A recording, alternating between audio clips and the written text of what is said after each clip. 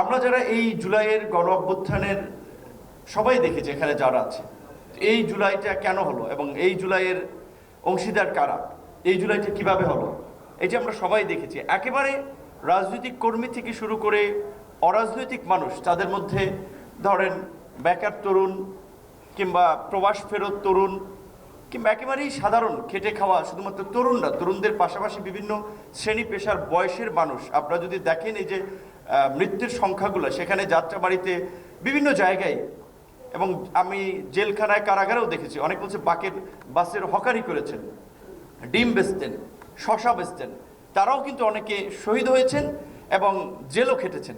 তো তার এই সব শ্রেণী পেশার মানুষ এইভাবে আসলে কিভাবে এইরকম একটা গণ অভ্যুত্থানে অংশীদার হলো? বিকজ দীর্ঘ 16 বছরের যে ধারাবাহিক অত্যাচার নির্যাতন, সেটা শুধুমাত্র রাজনৈতিক গণ্ডির মধ্যেই সীমাবদ্ধ ছিল না। যারাই ভিন্নমত পোষণ করেছে তারাই বিভিন্নভাবে ভিকটিম হয়েছে, এবং তারা দেখেছে তাদের চোখের সামনে ভবিষ্যৎ কিভাবে ডাকাতি করা হচ্ছে, ভবিষ্যৎ প্রজন্মের যে একটা অনিশ্চিত বাংলাদেশ তৈরি হচ্ছে, সেটা তারা দেখেছে, সেটা তাদেরকে ভাবিয়েছে, যার ফলেই কিন্তু সবাই এই লড়াই সংগ্রামে ঝাঁপিয়ে পড়েছে। লড়াই আমরা বিজয় অর্জন করেছি, লড়াই আমরা সফলতা অর্জন করেছি। লড়াই পরবর্তী যে ইন্টারিম গভর্নমেন্ট গঠিত হয়েছে, আমরা সবাই শুরুর দিকে বলছিলাম আমাদের সকলের সমর্থিত সরকার।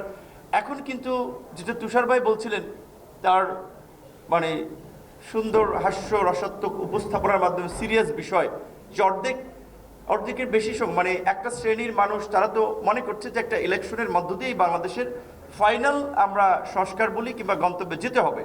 আর একটা অংশ জানে, কিন্তু তারপরেও তারা এটা না বোঝার ভান করছে। তো যারা জানে তারা জানিয়ে দিলে হয়।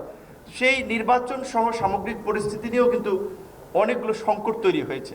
তো সেই জায়গা থেকে এখানে যে কয়েকজন প্রশ্ন করেছে, যে সেই একই কথাগুলো, যে 16 বছরে যারা চাকরি থেকে বঞ্চিত হয়েছে, যাদের মেধা থাকা সত্ত্বেও বিশ্ববিদ্যালয়ের শিক্ষক হতে পারে নাই, বিসিএস দিয়েও তারা জয়েন করতে পারে নাই, এখনও কেউ কেউ পারছে না, ভবিষ্যতে কি হবে?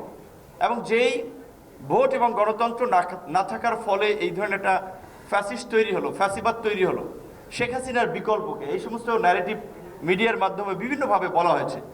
তো এখনও মানে ওইরকম একটা ন্যারেটিভ তৈরি করার চেষ্টা করা হচ্ছে যে আমাদের প্রধান উপদেষ্টা নিঃসন্দেহে আন্তর্জাতিকভাবে সমাদৃত সম্মানিত একজন ব্যক্তি, আমরা তো নিশ্চয়ই তার জন্য গর্ববোধ করি।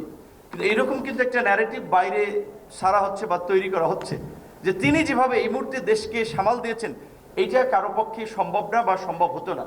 বাংলাদেশের 53 বছরে আমাদের কোনো নোবেল লরিয়েট কিংবা প্রফেসর ইউনূসের মতো ব্যক্তি আসে নাই, রাষ্ট্র ক্ষমতায় ছিল না, কেয়ারটেকারের দায়িত্ব নেয় নেই। তো ওই সময় কি বাংলাদেশ চলেছে না? বাংলাদেশ কি একেবারে জাহান্নামে চলে গিয়েছিল? বা বাংলাদেশ একেবারেই একটা সংকটের মধ্যে থেকে আর উত্তীর্ণ হতে পারে নাই? পেরেছে। ভালো মানুষের লিডারশিপ আমরাও চাই, কিন্তু এই ন্যারেটিভগুলোর আসলে আমাদের জন্য আবার নতুন একটা শঙ্কা তৈরি করে, যে আবার একটা ন্যারেটিভ তৈরি করা হচ্ছে কিনা, যে বিকল্পকে ইলেকশন দিয়েই বা কী হবে। এবং রাজনীতিবিদদেরকে যেভাবে আমরা দেখতে পাচ্ছি, চরিত্র হনন থেকে শুরু করে তাদের ক্যারেক্টার অ্যাসাসিনেশন করা হচ্ছে, এখানে বেশিরভাগই তো ছাত্রদল, যুবদল, স্বেচ্ছাসেবক দল, তাদের ভাইয়েরা। আপনারা সাইবারের, বিশেষ করে অনলাইনের স্পেসটা লক্ষ্য করছেন কিনা? এখন মেইন স্ট্রিম মিডিয়ার চেয়ে day by day social media কিন্তু শক্তিশালী প্ল্যাটফর্ম হচ্ছে। আমরা অনেককে প্রমোট করি, আমরা অনেক একটা প্রচার করি, আবার দেখা যায় কয়েকদিন পরে কোনো কারণে তারা নিজেদেরকে একটা রাজনৈতিক কাল্ট হিসেবে কিংবা একটা জায়গায় নিয়ে গিয়ে আবার তাদের ইন্টারেস্টের জন্য আমাদের এগেনস্টে দাঁড়াচ্ছে। এখন বিএনপির মহাসচিবের মতো মানুষকে নিয়ে ভিডিও বানাচ্ছে, মন্তব্য করাচ্ছে সে ভারতের দালাল। সালাউদ্দিন সাহেবের মতো মানুষকে বলা হচ্ছে, শামা ওবায়েদ কিংবা রুমিন ফারহানাদের মতো উচ্চ শিক্ষিত ভাইব্রেন্ট উইমেন লিডারশিপ, তাদেরকে নিয়ে কথা বলা হচ্ছে। এইটার ডিফেন্সে আপনাদের, প্রথমত আপনাদের দলীয় পজিশন থেকে আপনারা আসলে এগুলো কতটুকু ডিফেন্স করেন, আমি খুব বেশি সংখ্যক লোকের কমেন্টস বা আমি প্রত্যুত্তর দেখি না। তো এই বিষয়ে আপনাদের একটা পলিসি থাকা দরকার। এবং সোশ্যাল মিডিয়া সহ অনলাইনে এখন কিন্তু বাকযুদ্ধটা বলেন, তর্ক যুদ্ধটা বলেন, অনেকখানি অনলাইনে চলে গেছে।